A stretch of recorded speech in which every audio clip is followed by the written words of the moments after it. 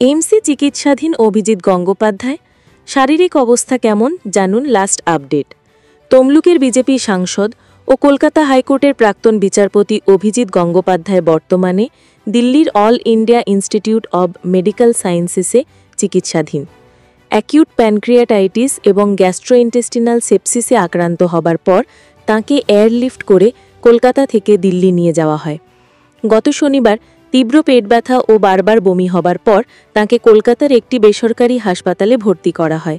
তখন থেকেই অবস্থার অবনতি হতে থাকে। তার ফুসফুসে অক্সিজেন সাপোর্টে চিকিৎসা চলছিল। পরে চিকিৎসকদের পরামর্শে উন্নততর চিকিৎসার জন্য তাঁকে দিল্লির এইমসে স্থানান্তরিত করা হয়।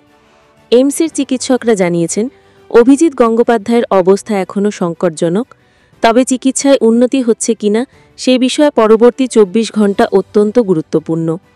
বিজেপির রাজ্য ও কেন্দ্রীয় নেতৃত্ব অভিজিৎ গঙ্গোপাধ্যায় শারীরিক পরিস্থিতি নিয়ে উদ্বেগ প্রকাশ করেছেন। তার দ্রুত আরোগ্য কামনা করে সোশ্যাল মিডিয়ায় পোস্ট করেছেন বহু নেতা কর্মী। অবস্থান: দিল্লির এইমস। বয়স: প্রায় ৬০ বছর। পদ: তমলুকের বিজেপি সাংসদ ও হাইকোর্টের প্রাক্তন বিচারপতি।